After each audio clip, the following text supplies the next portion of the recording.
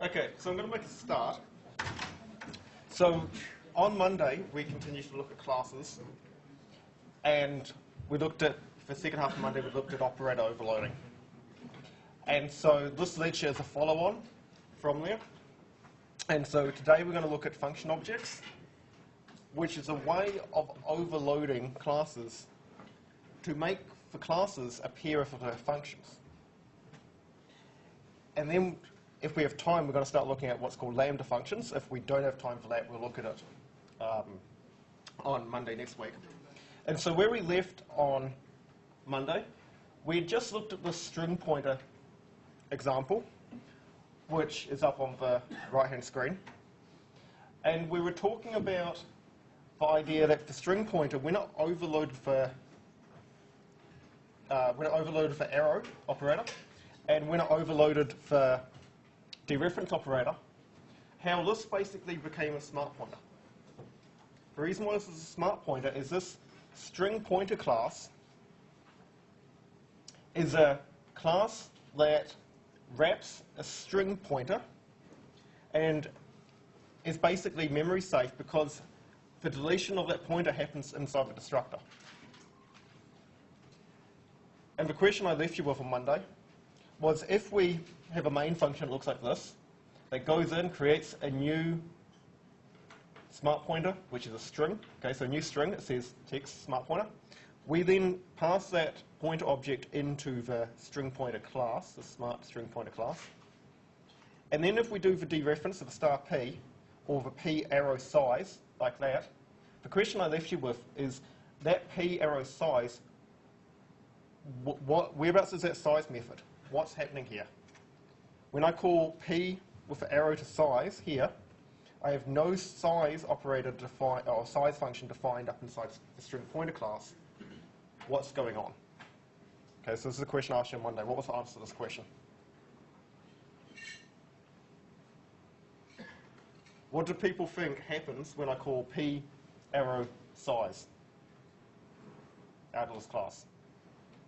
It's just accessing the string size method, isn't it? Yeah, it's accessing the string size operator. The reason why it's doing that is it's looking at this overloaded arrow here, which is returning this pointer here, and then it knows that, okay, well, that's a pointer, go down and call the size function on that string. Okay? So we can create classes that behave like pointers. So this class here is basically wrapping a pointer and providing us some safety in there because we cannot have a memory leak with this class, or at least not easily have a memory leak, because the destructor in this class will clean up the memory always. Okay? So this is the basic idea behind all smart pointers. We're going to talk about smart pointers probably Thursday next week, but this is something to keep your mind on. Okay, this is being able to be done through operator overloading. The other place that we left off on the end of Monday was looking at typecasting. And can we define operator overloads on our classes to allow our classes to be converted to a different class? And we had this small int class, okay? And this small int class deliberately left off actually making this thing into a small int, okay? But imagine that we had some sort of class that held an int, but only a certain range of an int. Imagine if we wanted a class that could only hold values 0 to 100. Okay? Now we might do that by maybe storing an int in there, or maybe storing that as a short, okay? Or some other type at that point, but we'd have this class a whole lot more complex than what you're seeing on the screen. But this class here only can, if it was a real class, store values between 0 and 100. But we want a way of being able to convert this small int class back to a normal int. And to do that, again, we do it with operator overloading. And we've got this function here. It says operator int, open close braces, const, return value. Now in this case, it's just going to return that value. Say I wanted a way of being able to convert the small int class into a double. I don't quite know why you'd want to convert the small int class into a double, but maybe you would. Operator, double, open close, const, okay, it's a const function, return static cast to double underscore like value underscore, it's for variable. Okay, there you go. Now I've enabled this small int class to be able to be casted to a double. In assignment 2, you're asked to be able to allow your Euclidean vector class to be casted to a list and to a normal standard vector. That's the approach that you take. Just like that. Okay? So that's where we left off. Oops. That's where we left off on Monday. Okay? So we were talking about overloading, and we looked at overloading plus and plus equals and minus and things like that. And then we started to look at overloading where we had slightly unusual behavior, so overloading dereference, overloading type conversions. Okay? Again, the textbook goes into a lot of detail on this stuff. Now, what I'd also like to spend a few minutes today going over is a little bit of a version quiz, a little bit of a pop quiz, okay? So on the left-hand side, I have some questions I'm going to ask you, okay? And these questions have come up through either emails that people have sent me, questions from the notice board, or otherwise myself or tutors have run into when developing some of the tutorial questions. And so last week we looked at uniform initialization. And uniform initialization is whereabouts you use the bracing rather than the brackets to initialize items. And we looked at the problem of the most vexing paths. And the reason why the uniform initialization was brought in to basically solve this most vexing paths problem. Unfortunately, when you sometimes bring in things to solve problems, they cause other problems. Okay? And so I've got a line of code, or 2 lines of code up on the screen on the left-hand side, that both create vectors. And both of these lines of code compile, they're valid lines of code. But the behavior is not what you expect. The behavior of what you would expect is these 2 functions to do the same thing, but they don't. Can anyone tell me what they think those 2 lines do? Yes. One makes a vector with, what was the doubles 4 and 1.0. Yep. The other one makes a vector with 4 spaces with the number 1.0. Yep. So the first one creates a vector with 2 elements, one element being the value 4, one element being the value 1.0. The second one creates a vector with 4 elements, all being default initialized to 1.0. Because the first line actually isn't uniform initialization, the first line is a thing called an initializer list. That then you also don't want to get confused with a thing called initialization lists. Okay, it's really poorly named. There's a thing called an initializer list, and there's a thing called an initialization list. They're different. An initialization list is what you see, going back to our small int class, whereabouts we have the colon after the constructor, and then we have the list of members, and we fill in those things. That's an initialization list.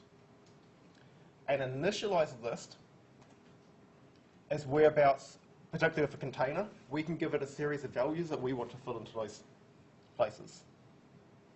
Okay? So in rare instances, and this is why you still should use uniform initialization, in rare instances, particularly with STL containers, okay, which try to be backwards compatible, you can end up in a situation where you think you're using uniform initialization, and you're not, because the existing constructors get hidden because of their behavior. Okay? And there's a link down there that will go in and explain some more of that stuff. Okay? And so it's very easy to run into this mistake. I actually ran into this mistake myself when I was working on a solution to assignment 2, and I think one of the other students in the class ran into exactly the same problem. Okay? So particularly with vectors, be aware of this. Okay, question number 2. There's some code here. There's code that we looked at on Monday. Well, it's almost the same as the code that we looked at on Monday. And it's looking at copy control and move semantics. Okay? First of all, can someone tell me what each of the things on each of those lines are called? What's the first one? What's the name of the constructor that's up on the first line? The particular name of that constructor. What type of constructor is it?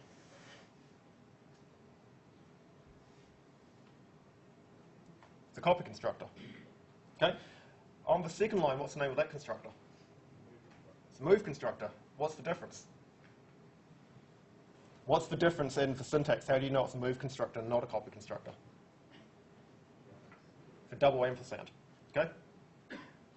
On the third line, what's the third line? Copy assignment. Yep. And what's the fourth line? A move assignment. Okay. So there is quite a major bug in this code. Anyone got any idea what the bug is? And it's to do with move semantics. So it's to do with the move constructor and the move assignment.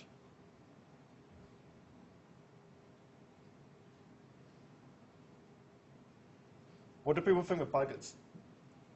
And I actually had this bug in my solution to this week's tutorial until one of the tutors pointed out to me. What do people think the bug is in this code? It's the const. Your copy constructor should take in something that's const, and the reason why your copy constructor takes in something that's const is because you don't want to accidentally modify the thing that you're copying from. When you're moving something, you do not want the thing that you're moving from to be const, because you're stealing from it, you need to modify it. Okay? So that's a really subtle but important point. There's a giant bug in that code. Okay? Which means that if that code was properly being used, it wouldn't work correctly. Okay? So your copy constructors take in something, a reference that's const. Your move constructors take in an R value reference that's not const. Subtle but important differences.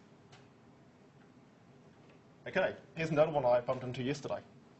And I worked with one of the tutors this morning to come up with minimal examples for these. Okay?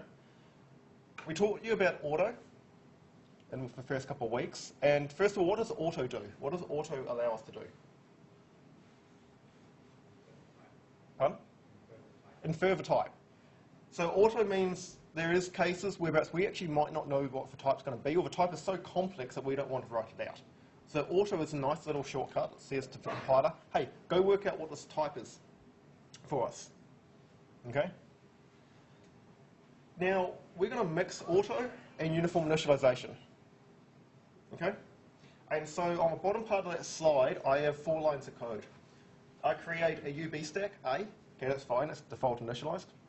Sorry, default constructed. I create a UB stack B, which is equal to A, so I call the copy constructor. That's fine. On line 3, I say auto C equals A. Okay, by the way, all this code compiles. Okay, this isn't problems with the code compilation. Okay, I say auto C is equal to A. Okay, I'm going to assume, this may or may not be the case, but I'm going to assume that auto C equals A is going to call the copy constructor and construct me a UB stack object. Can we assume that? Is that what you're expecting to have happen? Yep. Yeah, you think so? Okay. And then on line 4, auto D with a bracing around that passing an A, I actually also expect the copy constructor to be called. People would expect that as well, right? Because basically I could replace that uniform initialization there with brackets, and that's exactly what I expect to have happen. So the question is, what is the type of C? What is the type of D? And is it the same as B? Basically, is C and D UB stack objects? Before I go to the next slide, does someone want to take a guess? Let's talk about C. Do people think that C is a UB stack object? Yes? Who thinks it is? Some people. Who doesn't know? 2 people. Who didn't put their hand up? What about D? Who thinks it's a UB stack object? Nobody. Why do you guys think it's not a UB stack object?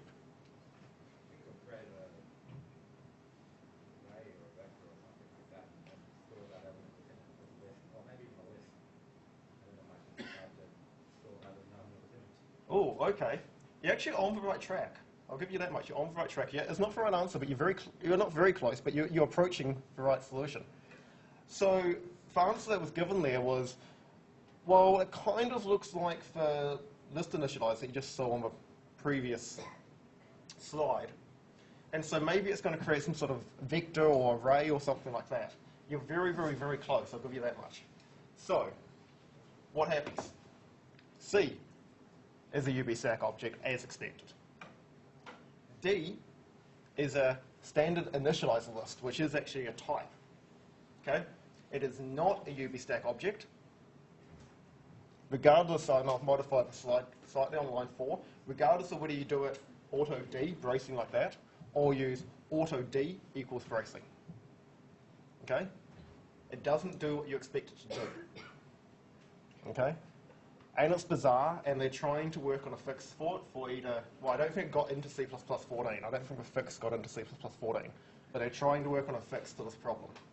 Okay? So the reason why I'm showing you these things is because these very simple but subtle differences can cause big problems in your code. All of this code compiles.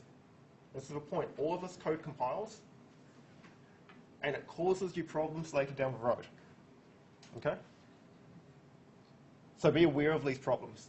And actually, again, when it comes to assignment 2, double check some of these things. Some of them you can fix. So the move constructor being const is wrong, straight out wrong, even though it compiles. Okay, so you definitely should do that. And some of these other ones, just be aware of the problems that you can get into. Okay, because your code might not do what you expect it to do. Additionally, speaking of assignment 2, this morning I posted another test case up onto the course homepage for many different ways in which you can construct objects. Okay? The reason for doing that is with assignment 2, as I pointed out last week, the difference with assignment 2 probably compared to most assignments you've done before is assignment 2 you are not writing a main function and you're not processing an input file. You're writing a class library and I'm going to compile my class and my code with my main function against your class library. So my code and your code has to be compatible. Okay? So as people ask questions, I am generating up more test cases for you guys to work on. They may or may not be the same test cases that are given for the actual assignment marking. Okay? But you should, when I put out more test cases, make sure your code works against them. Feel free to keep asking questions on my message board and stuff like that. I'm trying to give you as much help as possible, okay? But I don't want to do the assignment for you. So the assignment is you've got a brief. It tells you what your code should be able to do, but there is lots and lots and lots of edge cases and things that you may or may not think that your code can do or can't do, okay? So on Monday I posted up an example about you've got a const Euclidean vector and what may or may not work for that. And then this morning I posted up to do with some type conversions, how you might construct things in different ways. Okay? Al, we've got a final question. I have 3 lines of code, UB stack A, line 2, A equals A, and line 3, A equals standard move A. Is this valid? What do people think? Do you think this compiles? Yep, this compiles. Is it valid? Yep, it works. What sort of problems might happen if I do this? The pointer in A gets null. If I'm doing the move? Yeah, if I'm doing the move, be careful. Your move might cause, if A is doing a pointer, to steal something from itself and then null itself.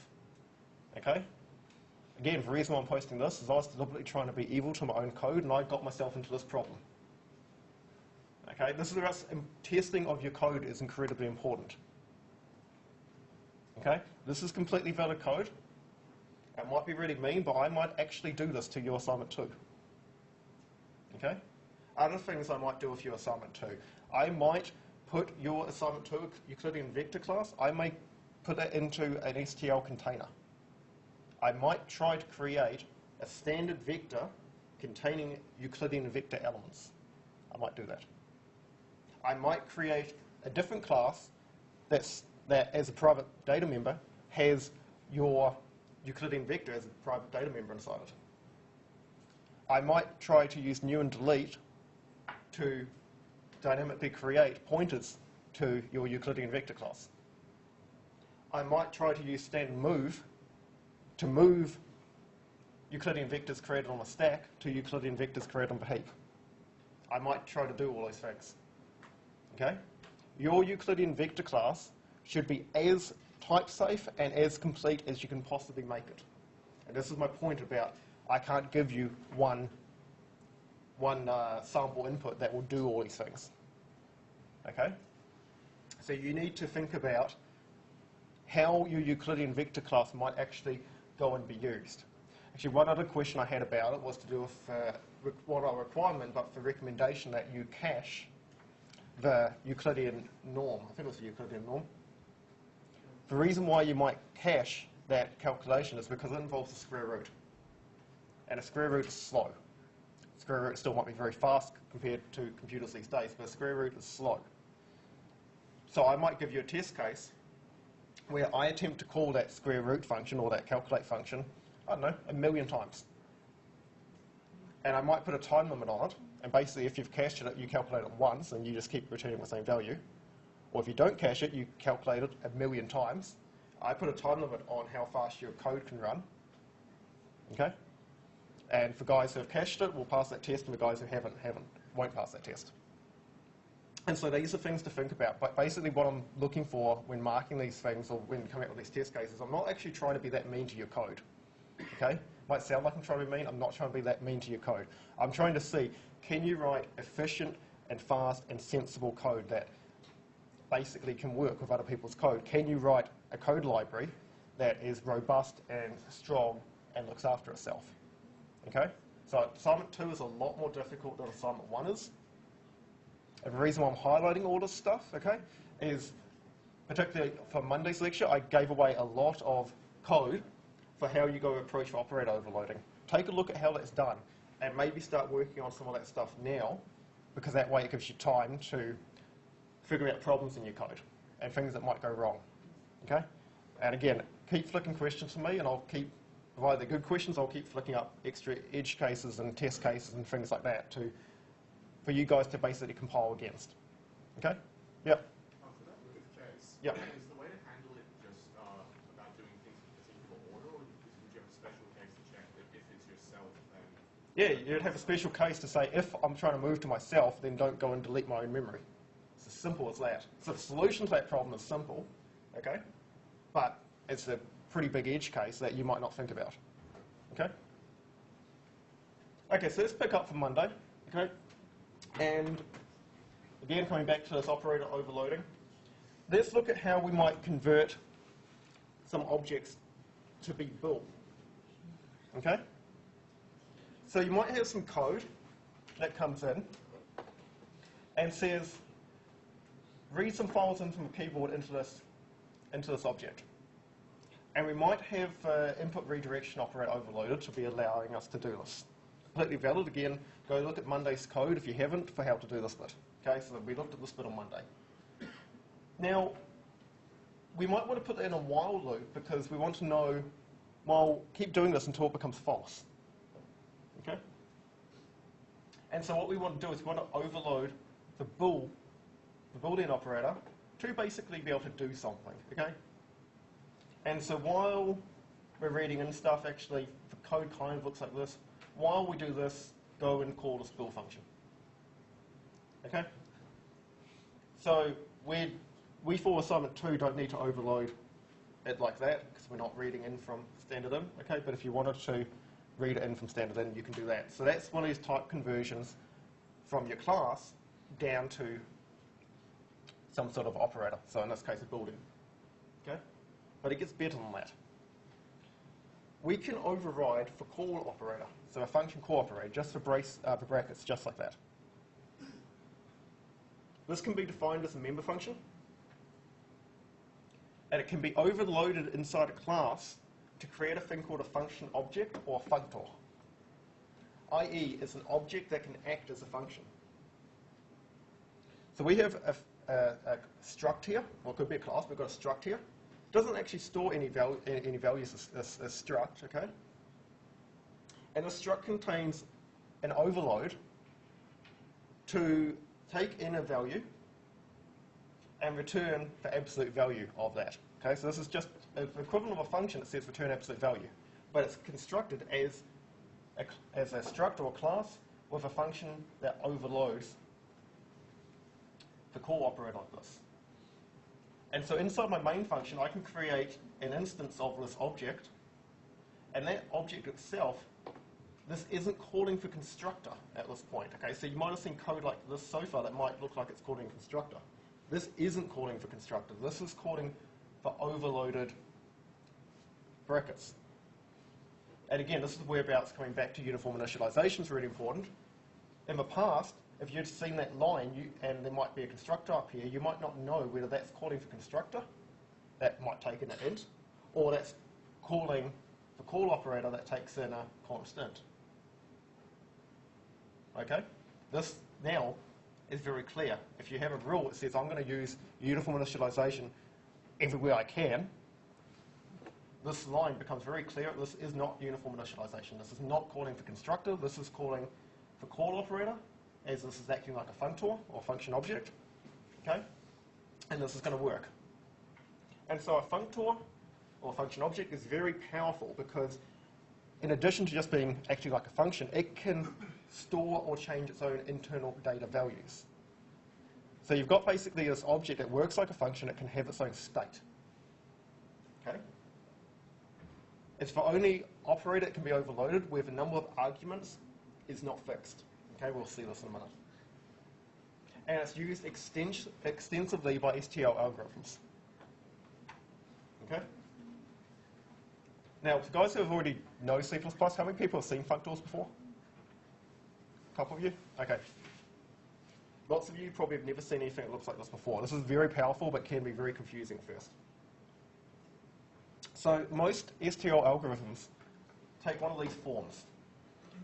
STD, and it's not necessarily ALG, but it might be sort. It might be find. There can be lots of different STL algorithms. They take an iterator to the beginning of, say, a collection to go over, and they take an iterator to the end of a collection to go over. And they might have other arguments that go into them.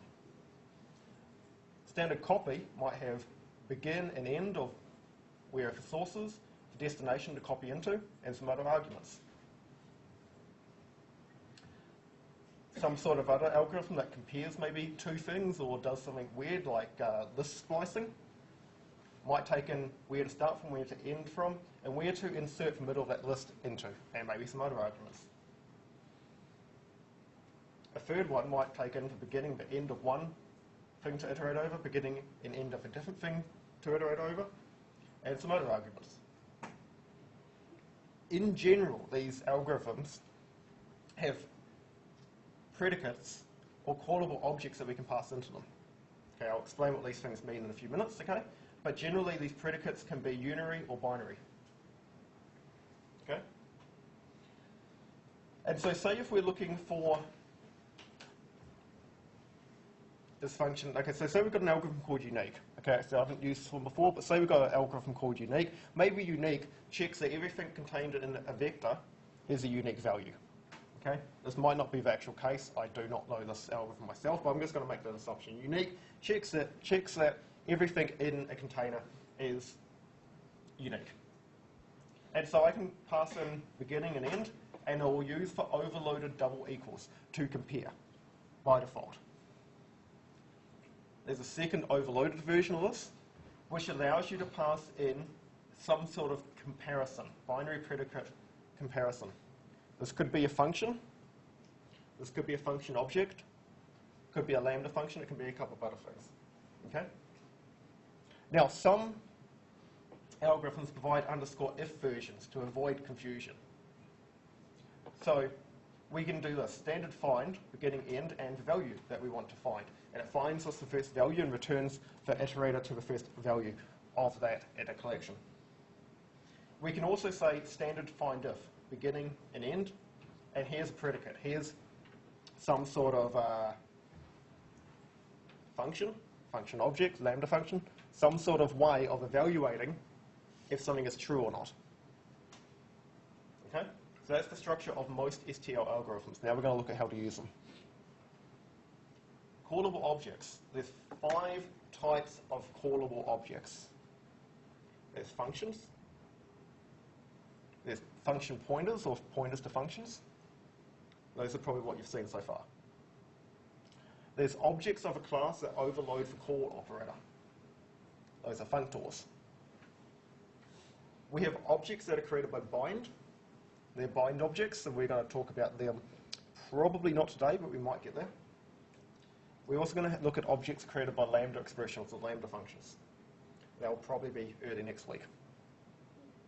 And so for sketch of how findIf actually might work inside code, is it's just a function. It takes in an iterator to the first place to start, an iterator to the last place to end, and for predicate. And it goes, say, just into a while true loop, or some sort of while loop. While what I'm looking at the moment is not equal to the last position, continue, and dereference first and call it off to this predicate function. Okay? Now, I said predicate function. Again, that's predicate can be some sort of function, object, or callable object. Okay? So for each thing in this range, call this function or this callable object and get its result. And its result in this case is either going to be true or false. Okay? So, consider this problem. I like examples. I like to explain stuff by examples. Consider this problem. We have a vector here. Okay?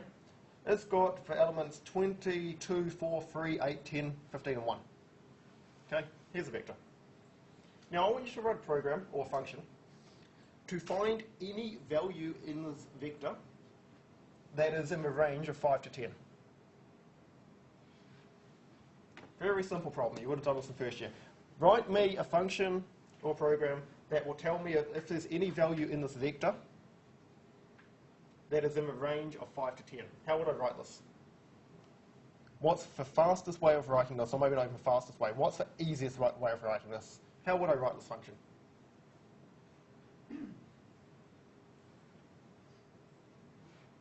Come on, this is literally 3 lines of code.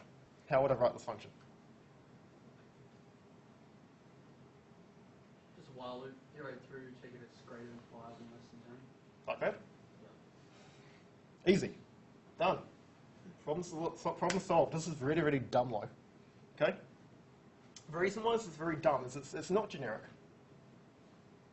What if we wanted to check for values in a range, I don't know, 10 to 15? I'd have to write a whole new function maybe. Now I can change the function to take in some parameters, but it's not actually the fastest approach. And this actually might be a question you might get sort of on a job interview or something like that. And if you've done enough of these silly questions, you'd know that a very fast solution to this problem is actually, hey, why don't we just sort for vector numerically, and then just go through the first x values until we get to that range, and then if there's values in that range, we return true or return false. That's actually faster than just arbitrarily going through it, or can be faster than just arbitrarily going through it. Okay? But the problem with that still is it's not very generic. What happens if I don't know, change it from a vector to an int? What happens if I have, so not a vector to a list? Yeah, okay. If I change it to a vector to a list, I can't call sort on that list. Okay, because if you remember back to the first couple of weeks, list we cannot sort by using STL sort. Okay? So the question is, can we use STL algorithms to help us? Okay? So even though you might think this is the fastest solution or the most obvious solution, it's actually kind of dumb. Okay, because it's not very expandable or generic. Okay? So here's what we might do. This still might be our dumb solution, okay, but here we've written a function. Bool range 5 to 10 passed in an int. Return 5 less than or equal to val and val less than or equals to 10. Okay, returns true if the value passed in is within that range, returns false if it's not. And we can pass this in to standard findIf like this, vec.begin, vec.end, range 5 to 10. That works. Okay, so findIf takes in that function, and it works. people clear up until this point. This is for easy stuff. Okay? So we've written a function, we pass that function in. This function is our predicate. It's what we're calling for each value in here. Okay? And we're storing for result, or a predicate result here. And so we can see for predicate result, if it's double equal to vec.end, then it's not found. If it's equal to something else, then it has found. Remember that find if is going to stop when it finds the first value that matches this predicate, matches this condition. If you're confused at this point, please let me know, because it's about to get much more complex. Okay? Let's do it as a function pointer. This is also pretty easy. Function pointer. We still have the same function as before. We've just created this horrible syntax here, and it is absolutely horrible syntax. Here's a bool function pointer that takes an int range 5 to 10. Okay, the reason why syntax is horrible is it's really confusing to understand what's going on. And so rather than just saying range 5 to 10, when I pass in the predicate, I've passed in this function pointer. Still got the same problems as before in terms of that function can't be changed very easily. Maybe this gives us a little bit more control, because maybe we can change where this function pointer is pointing to depending on what we're trying to do. Okay? But overall, this doesn't really benefit us much. We've still got all the problems we had at the start. So let's do it as a function object. Here you go. We have a class called range. It has a constructor that goes in and passes in the lower bound and upper bound and sets them. Okay. Now again, that should be updated to uniform initialization, but you should be able to see there's a constructor there. Okay. We also then have an overloaded call operator that takes in the value to compare. Okay. And it returns that val, and it stores those ranges. And so my predicate now can be a function object constructed at this point for 5 and 10. Okay? And this automatically calls this overloaded operator and passes in that value. Okay? So this is much more powerful than functions or pointers to functions, because we have some sort of state.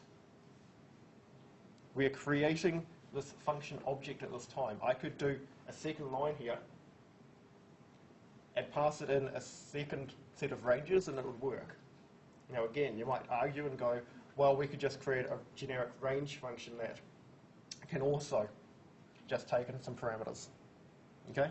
You could, but this is much more powerful, and we'll keep going and we'll see why. But can people see how this class is working at least? We have a class that has a constructor, stores some values, and then the overloaded call function allows this class to operate as a function, pretends it's a function. Can we see this much? Yep. Okay. So let's take a look at function objects versus functions. And all of this code is available on the website to download, and there is a lot of it. I have a function here called gt6, and gt6.cpp basically takes in a string and returns true if the length of the string or the size of the string is greater than 6. Okay? I have a vector, and the vector has 4 strings inside it. Function objects are fun. And we print out, or we count if. So, okay, so this is a different, before we look at find if, now we're looking at count if. We're going to count if each of these words, if the length of them is greater than 6. And so this count if will end up actually returning 2. We'll return 2 because there's 2 words in that vector that their length is greater than 6. This is being done with a function. So the output of this is 2 words have 6 characters or longer. This is using an STL algorithm with a function. Let's take a look at a function object. Oh, no, we're still looking, yeah, okay, so function object, okay? So what happens if we wanted to look at how many words are longer than x? We could define a couple of similar functions, hardwired to the number x, okay? But again, it's much more flexible to use a function object. So we have a function object called GTX. This function object GTX takes in some x value to bind to or to be greater than. It overloads the call operator and returns the size of the thing passed into that call operator, dot size, sees if it's greater than or equal to the bound that it's currently storing. This means that I can do this. Standard cout, count if GTX6. Is there words greater than length 6 inside this container? I can also go GTX3. Count if there's words greater than length 3. Okay? And see, I haven't created a new function at this point. I haven't created a new functor either. I've created two objects using that functor class. Okay? So I've got one class, I've got two objects. One is an object that's temporarily bound to the value 6. I've got another one that's temporarily bound to the value 3. Also note that this GTX here, it creates a temporary object. I can actually create an object higher up and pass that object in. Okay, so this is very powerful. It gets even better, I think. Here we go. We can put this thing into a loop. 4 into I is equal to 3, I is not equal to 10, plus I.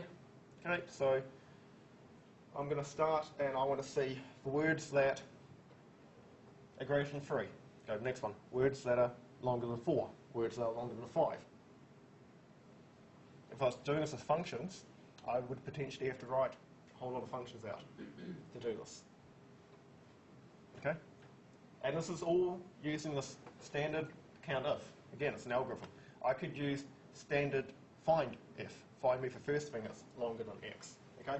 Remember, there's a lot of standard functions that we can use. Okay? Now, what happens if we didn't want to just look at the length of words? And what happens if we didn't want to just look at if there was an int in a certain range? We can do this with templates. And we're not going to properly look at templates yet for another 2 weeks. Okay? But we can create a template that takes in 3 different types. Actually, no, it takes in 1 type, so type T. Okay, and if this is C++11 that class, there should say type name. Type T, and a lower bound value and upper bound value. And then this thing automatically constructs itself to be for a right type. Okay, this is very powerful. Don't necessarily have to understand all of this now. But we can say, here you go, create a thing with an int that's got the value 5 as a lower bound and 10 as an upper bound. And so if val that's passed into the operator here is less than or equal to the lower bound and less than or equal to the upper bound, return true. That's one version of that class that can be compiled at compile time. Another version might be with strings. This is the version with strings, and the lower bound is the word abstract, and the upper bound is the word concrete. So if the string that's passed in, and we can compare strings like this, you know, one string less than another string, return true if the value, which is the string now passed in, is less than or equal to the string abstract and less than or equal to the upper bound, the string concrete. And that works. Very, very, very powerful, combined particularly with templated classes. We can do a lot of fun stuff with this. Confusing stuff, but fun stuff. Okay, who's confused at this point? Anyone? Kind of? Got a couple of hands. Again, textbook will help you out. Probably some resources of internet will help you out. There is a lot of code samples. I'm not going through all the code samples I've got, but there's a lot of code samples that are on the website that you can take a look at and play with. And so here is a templated function object as a callable. So going back to our first example, trying to work with this vector. And so now our callable object is this range with an int 510 constructed with the call of a uniform initialization like that. And that goes and works. So a point to take home from this is that we have these algorithms, okay, that actually should also be standard find if in front of there, but we've got all these SQL algorithms available. And we can call them with functions, or function pointers, or function objects. Okay, that's the three that we've looked at so far. Okay. On Monday, we're going to look at bind objects and Lambda functions. Okay, this is about to get more confusing again. Okay, but we have these functors, we have these function objects that we can work with. They are classes or structs that simply have the call operator overloaded. So they're objects that can behave like functions. They have state, which functions do not have.